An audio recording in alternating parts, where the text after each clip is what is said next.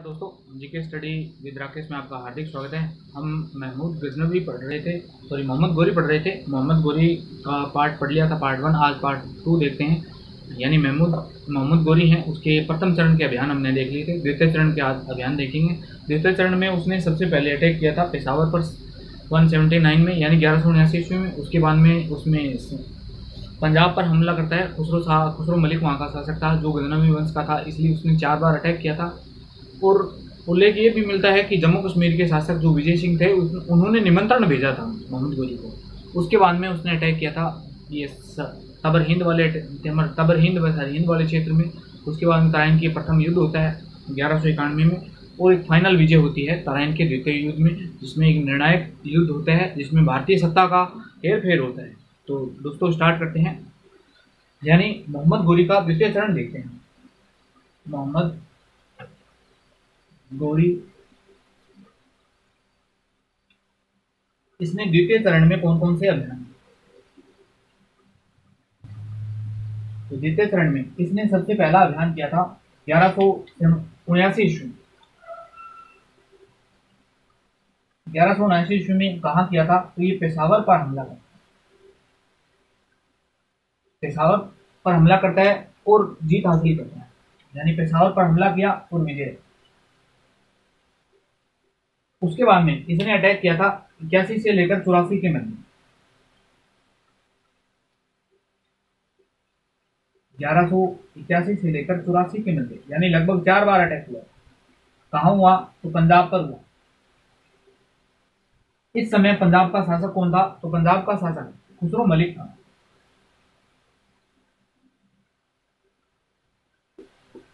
खुसरो मलिक। अब ये खुसरो मलिक है ना, इसका संबंध है गजनवी वंश से।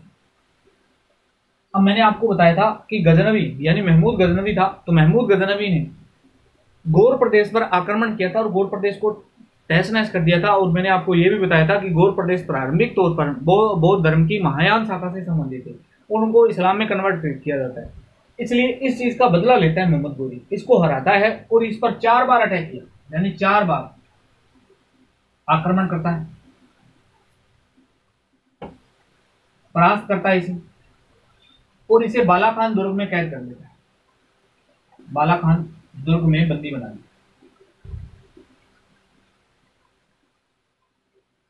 उल्लेख यह भी मिलता है कि जम्मू कश्मीर का शासक था, यानी जम्मू कश्मीर के शासक। और अब आप सभी जानते हैं कि जम्मू कश्मीर है, जम्मू कश्मीर ये वर्तमान का पंजाब वाला क्षेत्र नहीं, वर्तमान में ये पाकिस्तान वाला क्षेत्र की बात कर रहा हूं। तो इन दोनों के बीच में आपसी मनमुटाव था और आपसी सीमा को लेकर विवाद था। इसलिए जम्मू कश्मीर वाले शासक ने मोहम्मद गोरी को निमंत्रण भेज दिया था। जम्मू कश्मीर के शासक, जिसका नाम किताबें चकर सिंह भी लिखती है, चकर सिंह है, और कुछ किताबें विजय सिंह भी, ने गोरी को आमंत्रित किया। गोरी को आमंत्रित, ये ध्यान रखना। सीधा प्रश्न आ सकता है कि पंजाब अटैक के दौरान जम्मू कश्मीर के किस शासक ने मोहम्मद गोरी को निमंत्रण भेजा था? तो किस शासक ने निमंत्रण भेजा? चकर सिंह। इस युद्ध का प्रभाव क्या पड़ता है? तो मोहम्मद गोरी अपने 2 दूत छोड़कर जाता है यहां पर, यानी प्रशासन व्यवस्था और न्याय व्यवस्था, इन लोग न्याय व्यवस्था,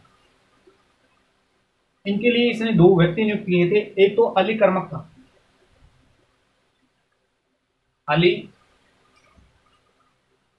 कर्मक, और न्याय व्यवस्था में जो था उसका नाम था सिराजुद्दीन।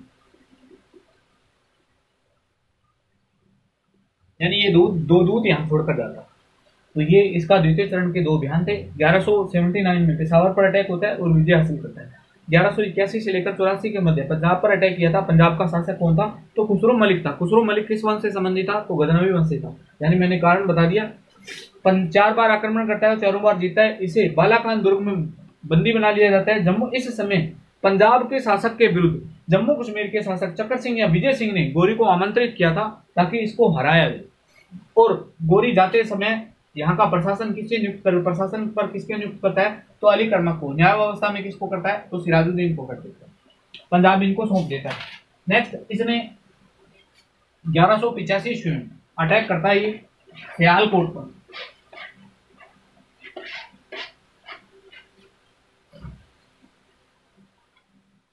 1185 ईस्वी में अटैक हुआ सियालकोट में।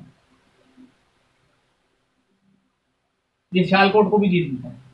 1189 ईडी में मोस्ट लगाना इसने अटैक किया था बठिंडा व तबर हिंद की विजय की। बठिंडा व तबर हिंद की विजय।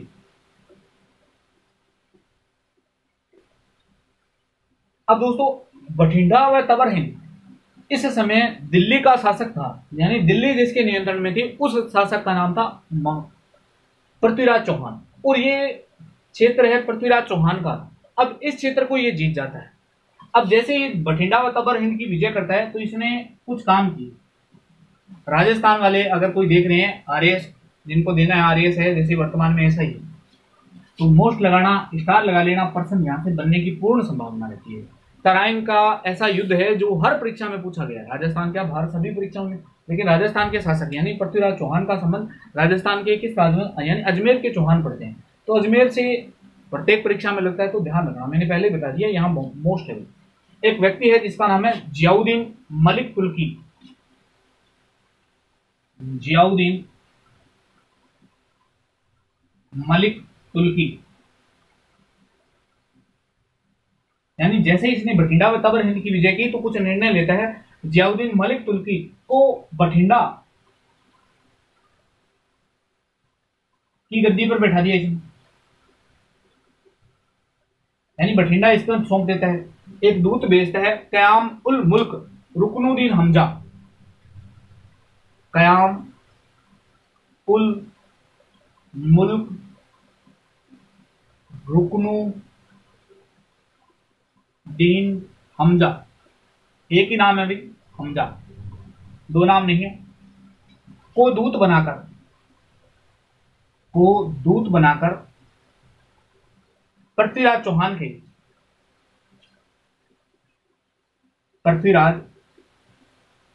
के दरबार में भेजा था।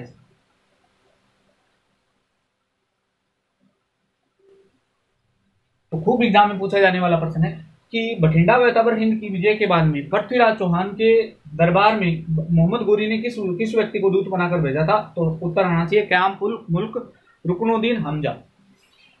तराइन के युद्ध की, अगर मोस्ट लगाना, बहुत बार ये प्रश्न पूछा, आरएएस में पूछा जा चुका है, तराइन के युद्ध की आधारशिला किसे कहते हैं? तराइन के युद्ध की आधारशिला,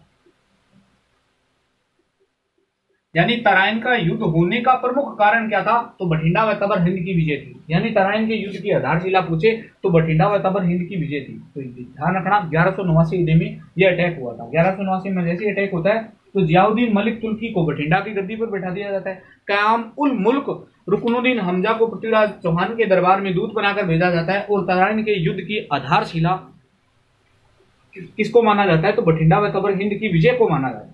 अब होता है इतिहास प्रसिद्ध एक बहुत बड़ा युद्ध जिसका नाम था तराइन का प्रथम युद्ध। वनडे एग्जाम में सीधा डायरेक्ट पूछ लिया जाता है।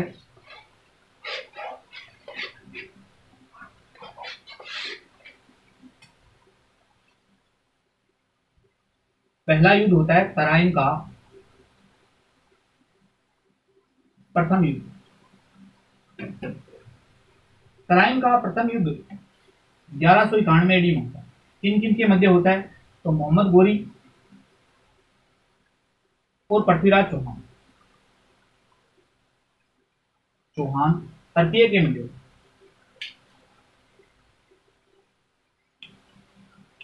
इस समय पृथ्वीराज चौहान का एक दिल्ली का गवर्नर था जिसका नाम था गोविंद राय। ये भी इसके साथ में। मोहम्मद गोरी परास्त होता है और परास्त होकर भाग जाता है। अब जैसे ही भागता है तो पृथ्वीराज चौहान क्या है, क्षत्रिय धर्म का पालन करता है। उल्लेख ये मिलता है, यानी जो पृथ्वीराज चौहान पर एक किताब लिखी गई है जो चंद्रबरदाई ने लिखी थी, पृथ्वीराज रासो में यह लिखा हुआ है कि पृथ्वीराज चौहान क्षत्रिय धर्म का पालन करते हुए अपने दुश्मन को भागते हुए यानी पीठ प्रहार नहीं करता है और यही पृथ्वीराज चौहान की सबसे बड़ी गलती थी कि इसने अपने दूत को जिंदा छोड़ दिया था, जो नेक्स्ट ईयर में आकर इस पर अटैक करता है और विजय हासिल हुई। तो ये तराइन का प्रथम युद्ध है, 1191 AD में होता है, मोहम्मद गोरी और पृथ्वीराज चौहान के मध्य हुआ। पृथ्वीराज चौहान का इस समय शासक साथ कौन दे रहा था, तो गोविंद राय साथ दे रहा था। अब तराइन का दूसरा युद्ध होता है, यानी एक तरफ मोहम्मद गोरी युद्ध में हार जाने के बावजूद भी द्वितीय युद्ध लड़ता है, लेकिन पृथ्वीराज चौहान इस युद्ध के लिए तैयार नहीं था। तराइन का द्वितीय युद्ध। अब तराइन का द्वितीय युद्ध होता है तो ये 1192 AD। अब पहली बात तो मोहम्मद गोरी एक सुसज्जित सेना लेकर आया था और पृथ्वीराज चौहान छोटी सी सेना लेकर आता है। पृथ्वीराज चौहान एक मेवाड़ का शासक था, समर सिंह, और एक दिल्ली वाला, महत्वपूर्ण है भी, दिल्ली वाले का नाम लिख लेना, गोविंद राय। और तराइन के प्रथम युद्ध में उल्लेख ये मिलता है कि गोविंद राय था, इसने भाले के वार से मोहम्मद गोरी का दांत भी तोड़ दिया था। मोहम्मद गोरी अपना बहुत बड़ी सेना लेकर आता है। इसने 4 ऐसे खूंखार सेनापतियों को, यानी खूंखार सरदारों को बुलाता है इस युद्ध में, तो जिनका नाम था खारबक। राजस्थान वाले लिख देता हूं, राजस्थान एसआई में इसमें प्रश्न पूछे जाने की प्रबल संभावना रहती है। अगर यहां से प्रश्न आए तो गलत होने के बराबर चांस रहते हैं। ये खूंखार सेनापति हैं इसके, खारबक, खरमे, इल्ला, और एक व्यक्ति है मुक्तबा। ये 4 खूंखार सेनापति थे इसके, और ये 4 अपने गुलामों को बुलाता है। एक गुलाम था जिसका नाम था कुतुबुद्दीन ऐबक, नासरुद्दीन कुबाचा,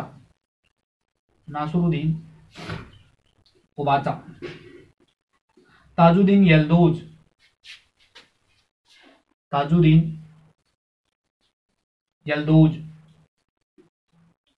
और एक का नाम था मोहम्मद बिन बख्तियार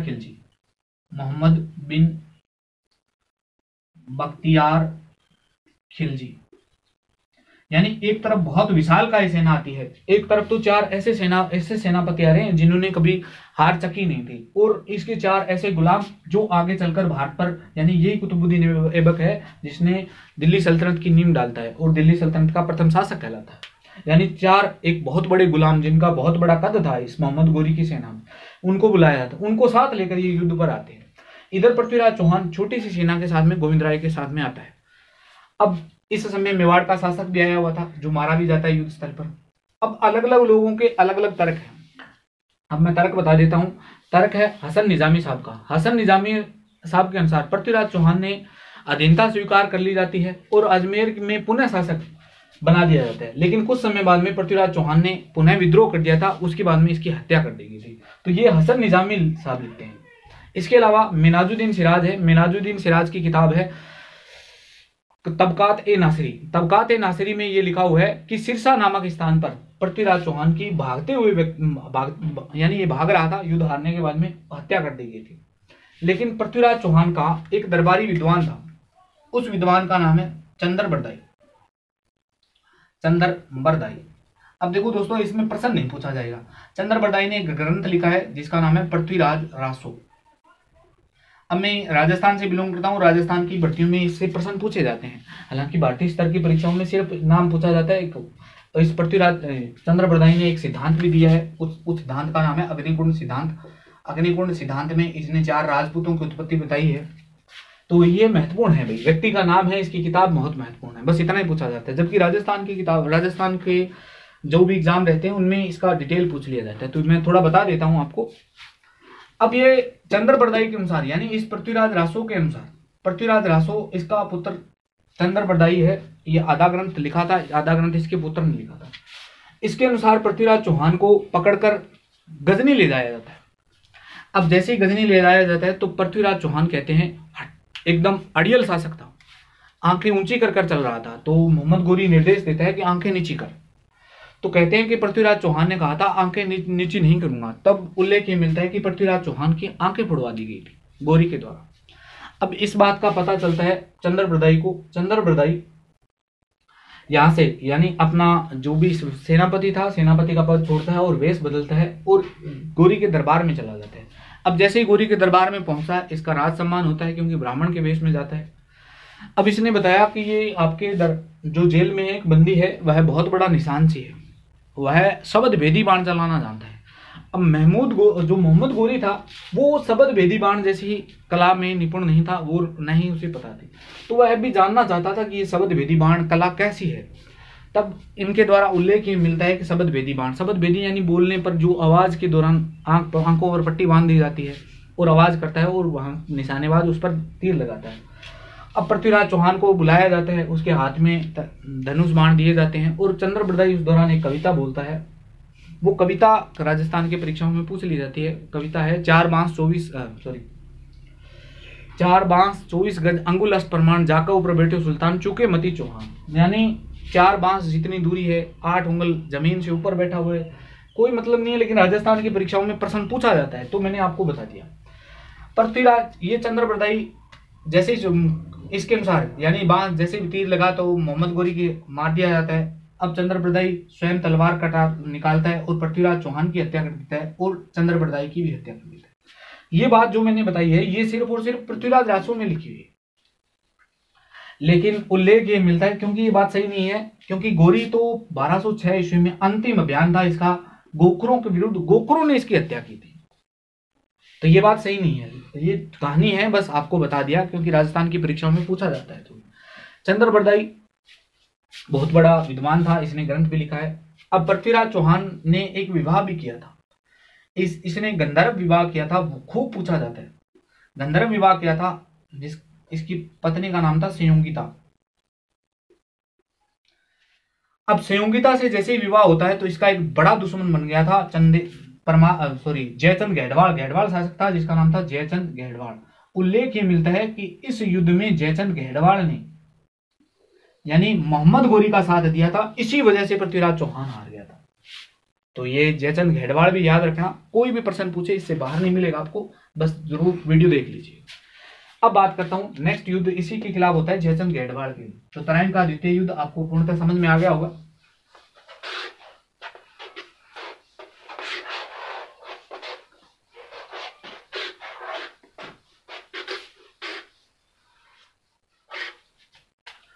इसके बाद में अभियान होता है चंदावर का युद्ध।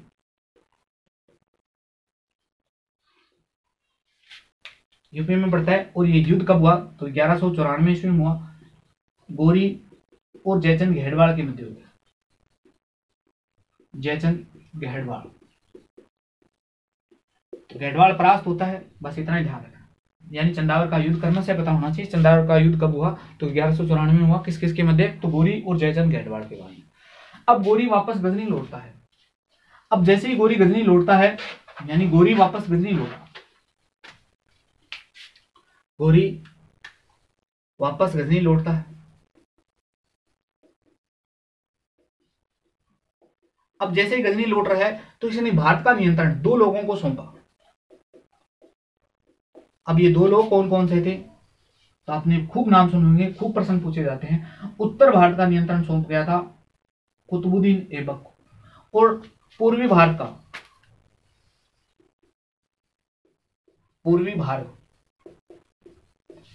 तो उत्तर भारत का नियंत्रण किसे सौंपा गया था तो मैंने अभी बताया कुतुबुद्दीन ऐबक। जबकि पूर्वी भारत का नियंत्रण सौंपा गया था इख्तियारुद्दीन मोहम्मद बिन बख्तियार खिलजी। इख्तियारुद्दीन मोहम्मद बिन बख्तियार खिलजी, जिसने नालंदा विश्वविद्यालय को जला दिया था, ये वही व्यक्ति है। नालंदा है विक्रमशिला मंदिर में जो है बिहार वाला, उसको भी यही जला के जा। अब कुतुबुद्दीन क्या करता है, कुतुबुद्दीन ने बहुत सारी विजय की थी। अब क्रमशः यह पता होना चाहिए, राजस्थान की प्रत्येक परीक्षा में प्रश्न पूछ लिया था।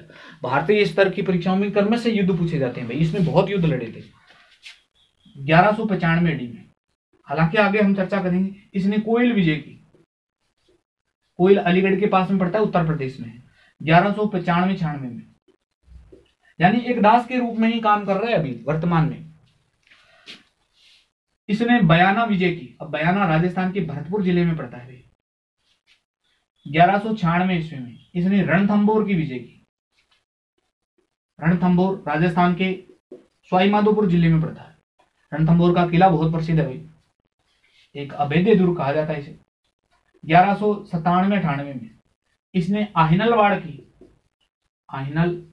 की विजय की। 1100 इस आहिनलवाड़ की विजय के उपरांत इल्तुतमिश ने इसको यानी इस आहिनलवाड़ की विजय के जैसे विजय होते हैं तो इस समय इल्तुतमिश जो इसका दास था, जिसे गुलामों का गुलाम कहा जाता है, आहिनलवाड़ की विजय के उपरांत इल्तुतमिश को खरीदा था इसने। तो ये भी ध्यान रख लेना, हालांकि इल्तुतमिश में हम पढ़ेंगे। 1198-99 में इसने बदायूं विजय करता है, यूपी वाला क्षेत्र। और 1202 ईस्वी में इसने विजय की परमर्दीदेव चंदेल पर।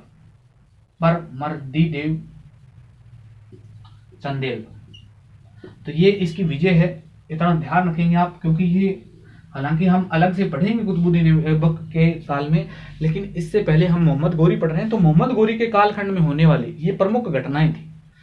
अब देखते हैं इख्तियारू मोहम्मद बिन बख्तियार खिलजी। इसने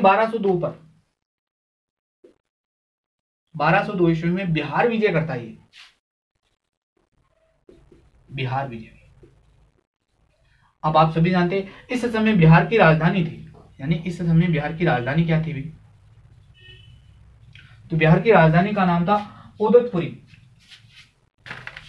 उदतपुरी। इसने जैसे ही बिहार की विजय की तो विक्रमशिला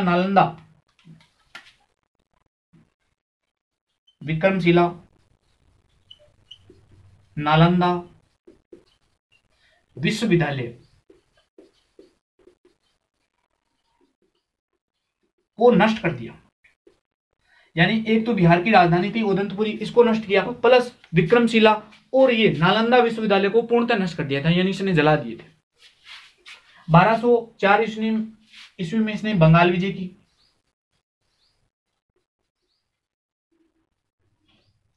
बंगाल का शासक था लक्ष्मण देव। शासक कौन था? लक्ष्मण देव। इसको हराता है। इसकी राजधानी थी, यानी इस समय बंगाल की राजधानी लखनौती थी। लखनौती का वो आप एक लाइन में याद रखना, विद्रोहियों का नगर कहा जाता है, विद्रोहियों के नगर की संज्ञा दी जाती है। यानी लखनौती पर विजय हासिल करता है और इसने नई राजधानी को बनाया था लखनौती को राजधानी बनाया, और लक्ष्मण देव के समय जो राजधानी थी उस राजधानी का नाम था नंदी। तो ये दो गुलामों ने जो काम किया था, यानी उत्तर भारत का नियंत्रण कुतुबुद्दीन ऐबक को सौंपा जाता है। 1195 में कोइल, 1195-96 में बयाना, 1196 में रणथंभौर, 1197-98 में आहिनलवाड़, 1198-99 में बदायूं विजय होती है। 1202 ईस्वी में परमर्दीदेव चंदेल को हराया जाता है। महोबा का शासक था। पूर्वी भारत पर इख्तियारू मोहम्मद बिन बख्तियार खिलजी को सौंपा जाता है। 1202 ईस्वी में इसने बिहार विजय की। बिहार की राजधानी थी इस समय उदंतपुरी, नालंदा और विक्रमशिला विश्वविद्यालय को पूर्णतः नष्ट कर दिया था। 1204 ईस्वी में इसने बंगाल विजय की थी और नई राजधानी लखनौती को बनाता है। इस समय बंगाल का जो शासक था उसका नाम था लक्ष्मण देव। लक्ष्मण देव की राजधानी थी नंदी, इसको पूर्णतः ये नष्ट कर गया था। तो ये मोहम्मद गोरी के इस काल में होने वाली कुछ घटनाएं थी। अब मोहम्मद गोरी का दो अंतिम अभियान रहते हैं, और एक 1205 का था, एक 1206 का था।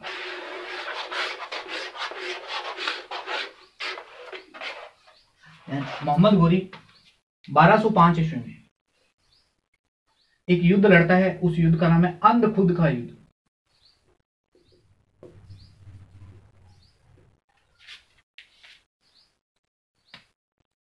एक तरफ गोरी है तो एक तरफ ख्वारिज्म के साथ है।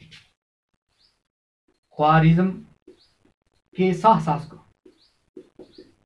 ये ख्वारिज्म के शासक थे, वो अपने आप की उपाधि धारण करते थे सिकंदर द्वितीय की। मोहम्मद गोरी इस युद्ध में परास्त हो जाता है।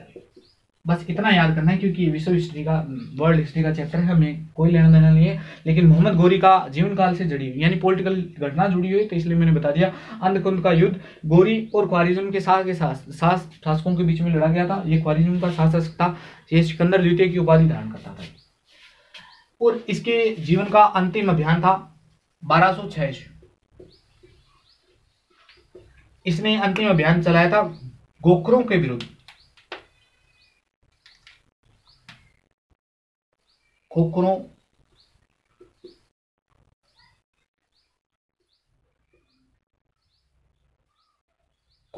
के विरुद्ध अंतिम विजय अभियान, अंतिम विजय अभियान, ये इसके जीवन का अंतिम विजय अभियान। कोकर एक जनजाति थी जो आप सभी जानते हैं कि उत्तर पश्चिम यानी भारत के उत्तर पश्चिम वाले क्षेत्र में रहती थी। बात थी 15 मार्च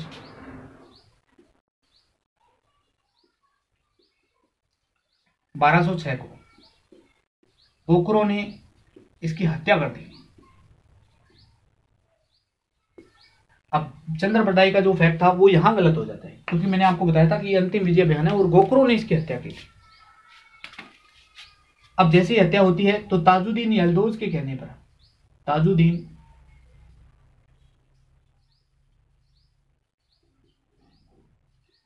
यल्दौज के कहने पर